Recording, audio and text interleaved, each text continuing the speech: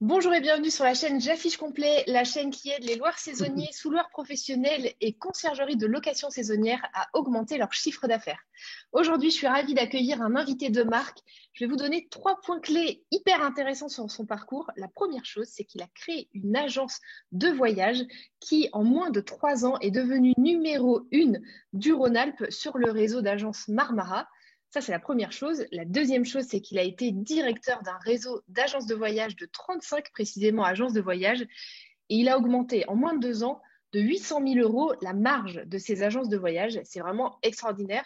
Et le dernier point important, c'est qu'il accompagne des gens avec des résultats absolument phénoménaux, je dois le dire. Et franchement, vous allez voir qu'avec le chiffre que je vais vous donner juste après, c'est pas exagéré comme qualification. Il a accompagné quelqu'un à se lancer dans le domaine de la location saisonnière, quelqu'un qui était agriculteur de métier, donc qui n'était pas issu de ce domaine-là et qui a eu en 2020 110% de rentabilité et va avoir en 2021 130% de rentabilité. Je suis ravie d'accueillir aujourd'hui avec moi Sébastien Emonet. Bonjour Sébastien. Bonjour Élise, merci de m'accueillir. Je t'en prie, c'est vraiment un plaisir de te recevoir aujourd'hui. Ce que je te propose pour démarrer, c'est peut-être que tu nous parles de ton parcours. Ouais, alors moi j'ai un parcours un petit peu atypique. Moi je travaille dans le tourisme depuis une vingtaine d'années et j'ai alterné à la fois des expériences dans la distribution classique, agence de voyage, dans la distribution digitale et dans l'hébergement, puisque j'ai travaillé en chaîne hôtelière internationale et sur des structures plus locales comme un hôtel dans les Pyrénées et des petits trucs comme ça. Aujourd'hui, je suis directeur général des Gîtes de France des Alpes-Maritimes, donc hébergement, location saisonnière. Et j'ai fondé il y a quelques temps une entreprise qui s'appelle Enjoy & Stay et qui est chargée d'accompagner les loueurs de meublés, mais pas que. On travaille sur toutes les typologies d'hébergement pour les aider à optimiser leur chiffre d'affaires, leur gestion et toute la partie exploitation. Top. Voilà. Du coup, donc, tu viens de le dire, tu diriges Gîtes de France Alpes-Maritimes. Est-ce que tu peux nous partager la perspective Gîtes de France? Comment est-ce que s'est passée l'année 2020? Quels ont été les enseignements de cette année, franchement, qu'on peut qualifier d'un peu folle, quoi, parce que c'était vraiment une année dingue. Ouais, ça a été une année dingue. Ça a été très compliqué. Il a fallu être très agile, comme beaucoup. On a pu tirer quelques enseignements importants de cette situation, notamment le côté référence à la marque, en tout cas pour Gîtes de France.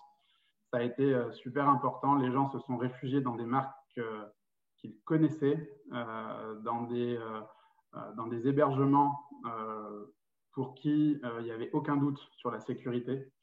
Nous, on a vu on a vu par période, forcément quand les gens pouvaient venir, des explosions de réservations.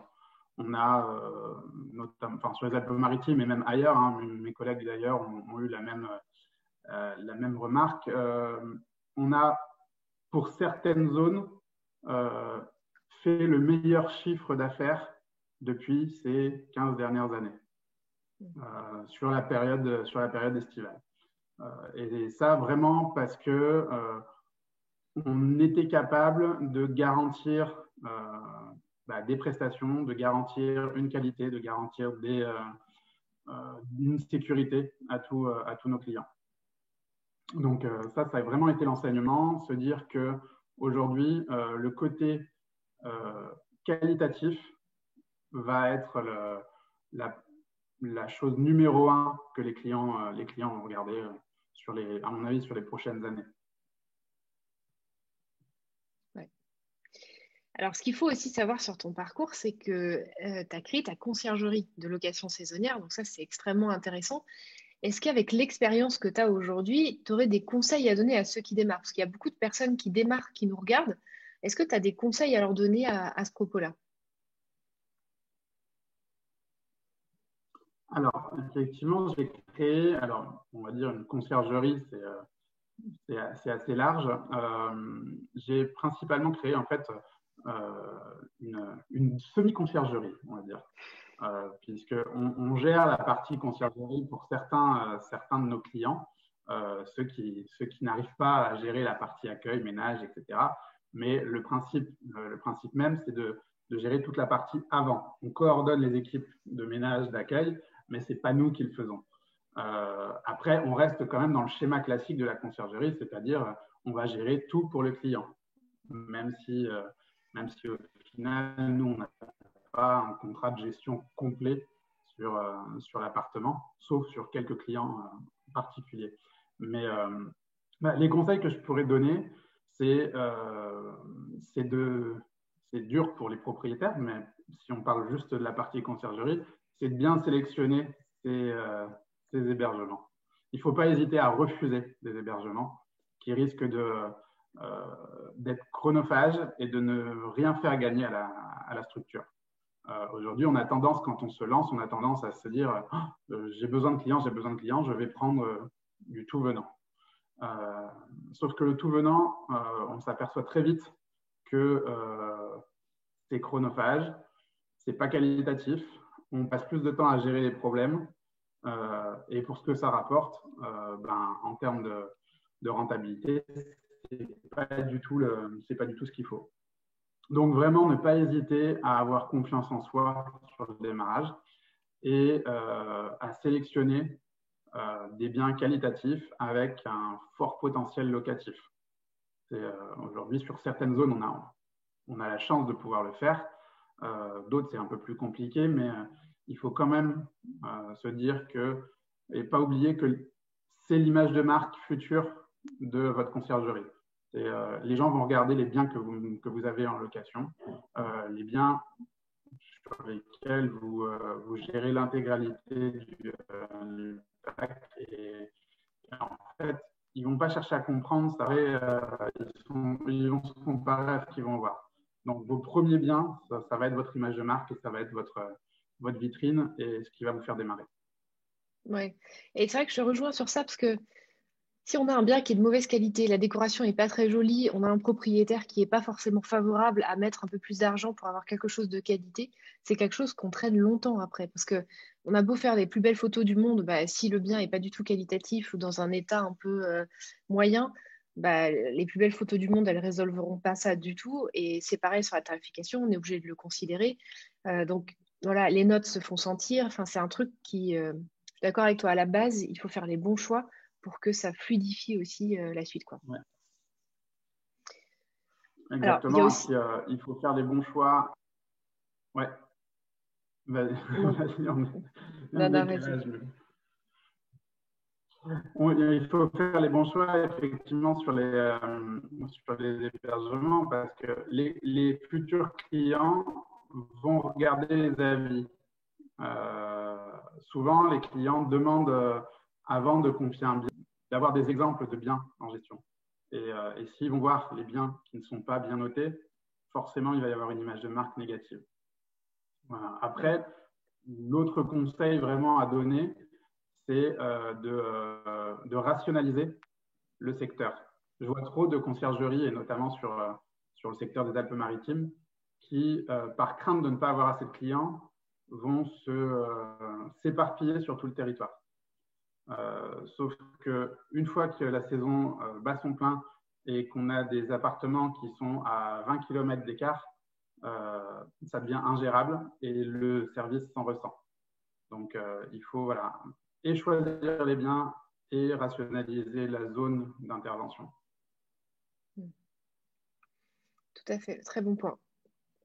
Il y a aussi quelque chose sur lequel tu es très fort, je trouve, c'est sur la commercialisation des services additionnels. Proposer de l'alimentation, des activités. Ça, je trouve que c'est quelque chose que tu fais extrêmement bien. Et c'est par ailleurs, je trouve, en location saisonnière, quelque chose qui est mal exploité en général, qui n'est pas forcément bien fait. Alors, de plus en plus, on en parle, donc les gens s'y intéressent, mais toujours un peu le truc qu'on ne sait pas trop comment prendre. Est-ce que tu peux nous raconter comment tu as lancé ça et quelle performance est-ce que ça apporte à l'activité? Oui, en fait, moi, je pense que j'ai lancé ça de par l'expérience sur les agences de voyage. Puisque j'ai pendant des années travaillé sur du package, sur du montage avec prestations annexes et complémentaires. Et progressivement, j'ai fait ça aussi sur la partie hôtelière, puisque j'ai piloté pendant un moment une partie où j'étais directeur commercial d'un hôtel, une partie sur un peu de l'événementiel où il fallait justement packager et inventer des choses. Donc, c'est venu naturellement sur la location saisonnière. Et en fait, pour moi, la priorité, surtout aujourd'hui, la location saisonnière n'est plus une fin en soi.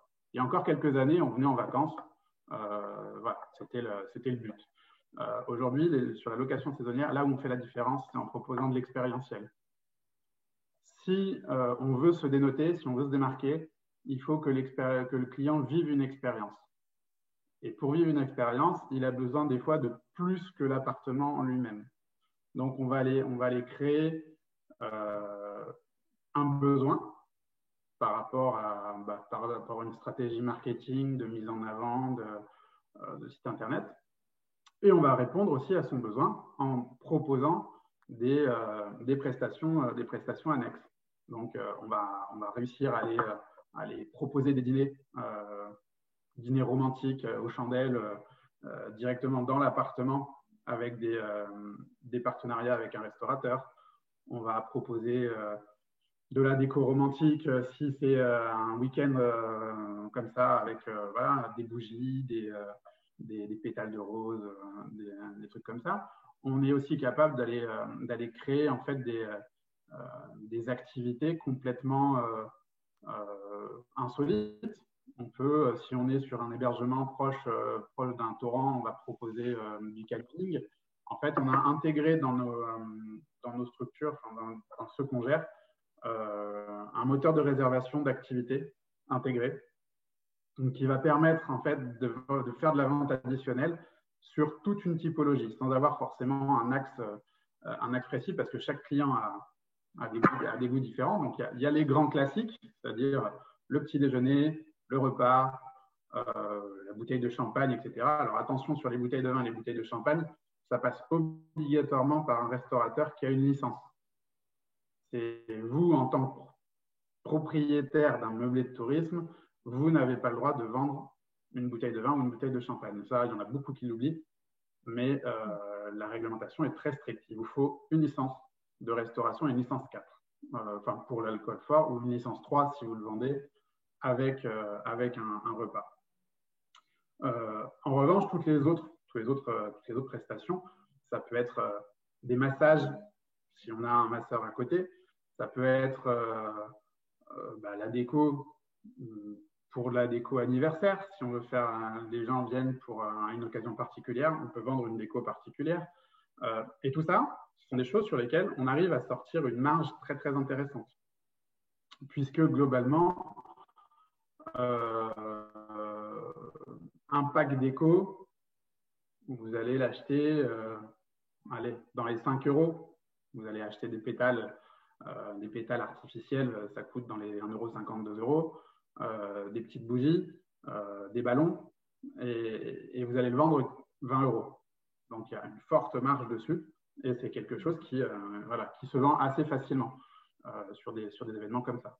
Donc, en fait, la stratégie, c'est vraiment de créer le besoin. En fonction de la typologie de l'appartement, on crée un besoin d'activité, on crée un besoin d'expérience pour augmenter la rentabilité et faire de la vente additionnelle. Et du coup, je me pose une question sur la décoration, par exemple. Est-ce que c'est la personne qui est en charge du ménage qui vient installer la décoration avant l'arrivée des voyageurs? Concrètement, comment ça se passe?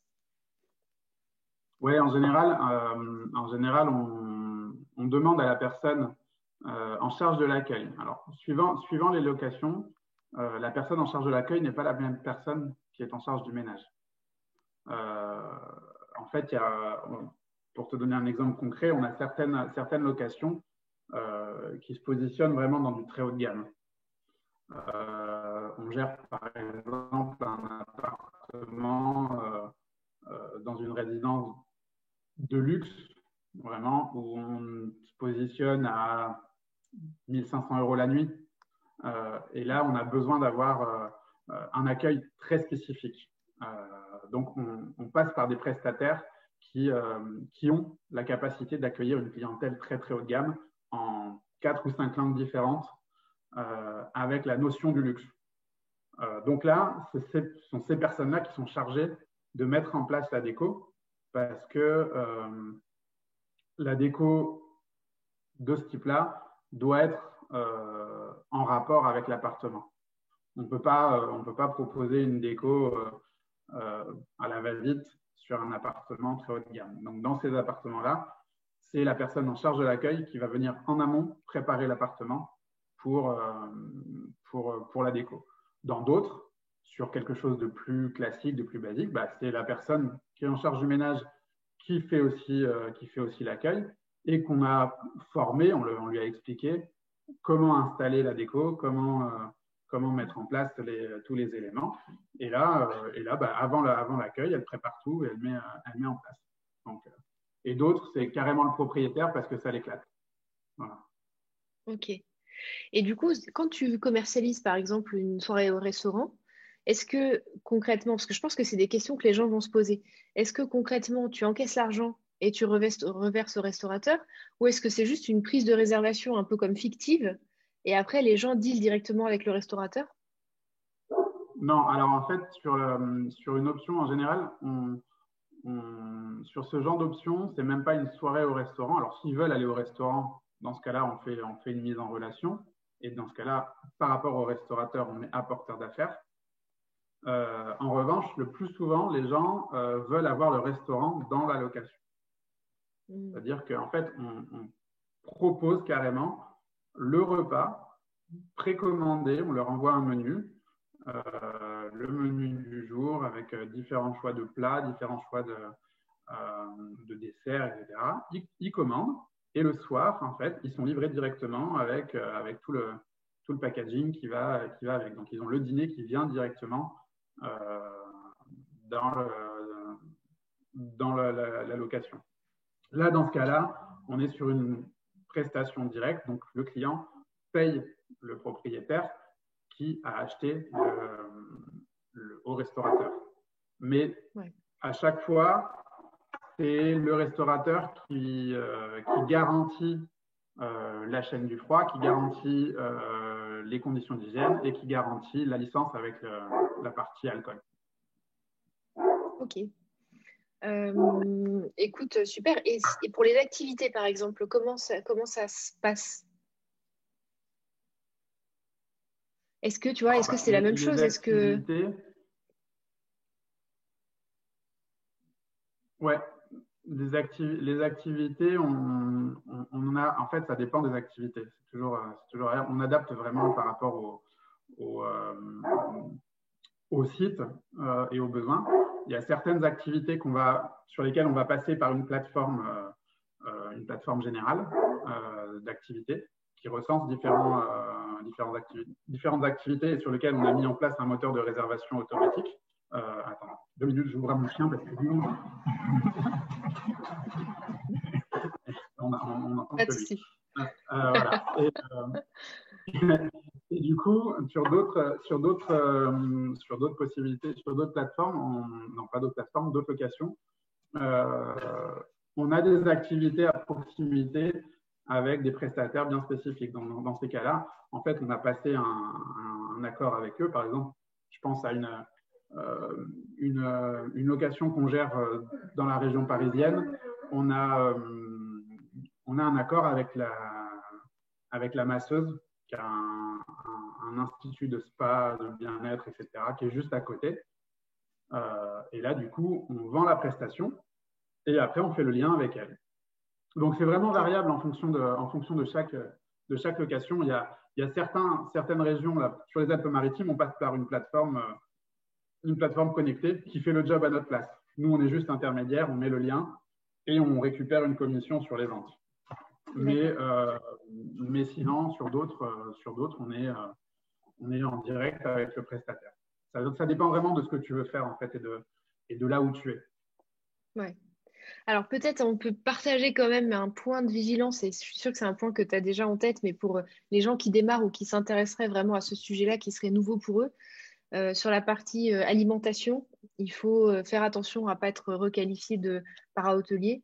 Donc ça, c'est un point de vigilance juridique, notamment pour la TVA aussi, qui peut avoir de l'impact. Donc ça, on peut peut-être dire ça aux gens, de faire attention à ça, en tout cas. Oui, Euh, voilà, il faut vraiment faire attention. C'est pour ça que j'insiste sur le fait de toujours euh, être sous couvert d'un restaurateur.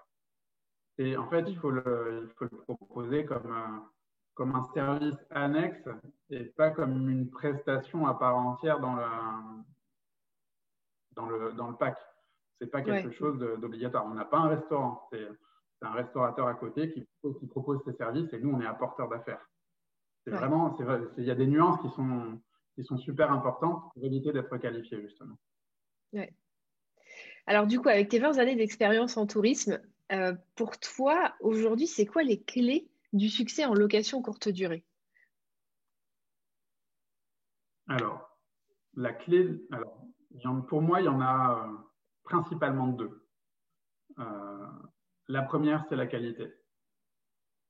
C'est aujourd'hui, la location courte durée est au même niveau que de l'hôtellerie traditionnelle.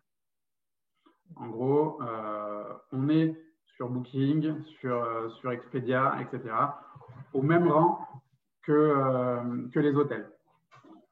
Un client va attendre exactement le même service dans une location saisonnière que dans un hôtel. Donc, il ne faut vraiment pas négliger les prestations, la déco, l'ambiance, etc. Ça, c'est numéro un. Surtout qu'aujourd'hui, la commercialisation, et ça, c'est le point numéro 2, elle est 100% digitale.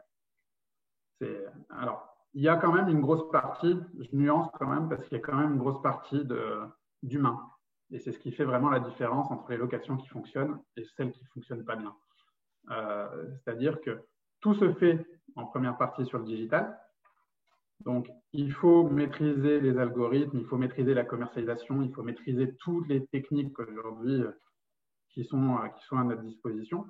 Euh, la location saisonnière aujourd'hui, c'est beaucoup plus un métier de technicien qu'un métier d'hébergeur, contrairement à ce qu'on peut penser, parce que c'est primordial. Il faut donner une perception de rapport qualité-prix, mais perçu, parce que les clients ne connaissent pas notre hébergement. Donc, il faut leur montrer et leur démontrer que c'est le meilleur, que c'est exactement ce qu'ils recherchent, tout en jouant avec les plateformes Airbnb, Booking, etc. En revanche, le côté humain reste primordial et c'est la réactivité qui va primer. C'est-à-dire que l'offre est tellement conséquente et le client d'aujourd'hui est tellement volatile que si vous n'êtes pas ultra réactif,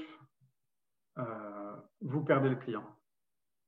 C'est une demande de préautorisation sur Airbnb. Si vous n'y répondez pas dans les 5-10 minutes, vous avez déjà quasiment perdu le client. Sauf si vous avez un produit qui sort de l'ordinaire, qui est extraordinaire et qui c'est vraiment celui qui veut. Mais si il est dans le cadre classique, c'est l'instantanéité qui fait tout. Nous, ça fait partie des services qu'on a mis en place avec Enjoy and Stay, c'est qu'on joue la réactivité sur la réponse aux clients. C'est quasiment de l'instantanéité pour capter. Dès qu'il y a une demande, on y répond. Comme ça, on garde le client, en fait, on garde son attention sur le bien qui l'intéresse. Si on ne lui répond pas, il envoie son message, il va faire un copier-coller, et puis il va continuer à scroller pour avoir les différentes locations, puis il va cliquer, puis il va renvoyer un message à quelqu'un d'autre, et ainsi de suite, jusqu'à ce que quelqu'un lui réponde. Et c'est peut-être le premier qui va lui répondre qui aura la vente. Donc, en gros, pour moi, la bonne stratégie pour faire marcher une location saisonnière aujourd'hui, c'est la qualité, une très bonne stratégie de commercialisation en utilisant tous les outils, Channel Manager, site internet, SEO, référencement, les algorithmes des plateformes. Et après, réactivité numéro 1, il faut que ce soit au taquet pour continuer à capter le client. Intéressant. Alors, si on veut te retrouver, si on veut voir ton activité, qu'est-ce que tu fais et où est-ce qu'on peut te retrouver? Dis-nous. Alors, qu'est-ce que je fais? Alors, en fait, si vous êtes sur les Alpes-Maritimes et si vous avez un hébergement qui correspond à Gîtes de France, vous pouvez nous trouver sur Gîtes de France, gîtes-de-france-côte-d'azur.com, où là, on sera ravis de vous accueillir, de vous expliquer le concept de Gîtes de France et tout ce que ça prend en compte. Si vous êtes hors des Alpes-Maritimes ou si vous êtes dans les Alpes-Maritimes et que vous ne vous sentez pas l'âme d'un Gîte de France ou vous avez l'impression que c'est autre chose qui vous correspond, on a donc la société Enjoy and Stay qui permet d'accompagner en fait dans la stratégie de commercialisation et qui permet de mettre en place tout ce que je viens d'expliquer. Donc on optimise les annonces, on crée les sites internet, on lit la stratégie de commercialisation avec le référencement naturel, avec tout ce qui va avec. Et on propose un service de gestion de la clientèle, avant-vente, après-vente, répondre aux questions, justement, où il y a la réactivité, et de coordination de l'exploitation. En gros, on va proposer aux clients de professionnaliser tout le parcours de mise en avant et de vente de son hébergement pour utiliser toutes les techniques professionnelles qui vont permettre d'augmenter le remplissage, d'augmenter la rentabilité avec des études d'exploitation en prenant en compte leurs charges fixes, leurs charges variables pour aller chercher le point maximum de rentabilité. Donc, tu peux aider les gens qui n'ont pas encore démarré ou même les gens qui ont déjà démarré, les deux. C'est ça, on travaille sur… là, en ce moment, par exemple, je travaille sur deux porteurs de projets, avec deux porteurs de projets qui, l'un vient d'acheter un immeuble dans un sale état, donc pour l'instant, il n'y a rien, et l'autre qui a juste un terrain. Et en fait, on part de zéro et on accompagne le porteur de projet dans des projets qui vont fonctionner. Et effectivement, on a aussi des clients qui ont déjà démarré et qui voudraient améliorer leurs résultats ou alors qui n'ont pas le temps de s'en occuper correctement. Et voilà, ils nous délèguent toute cette partie-là. Top. Écoute, je mettrai le lien de l'ensemble des sites dont tu as parlé, le lien du site Gîtes de France Alpes-Maritimes, le lien du site de ta société Enjoy and Stay. Et puis d'ailleurs, si vous souhaitez aussi retrouver Sébastien, il est admin avec moi du groupe Facebook Location saisonnière, prix et maximisation du chiffre d'affaires. Donc, vous pouvez aussi le retrouver dans le groupe Facebook. En posant vos questions, vous pourrez bénéficier aussi de son retour et de son expertise sur les sujets.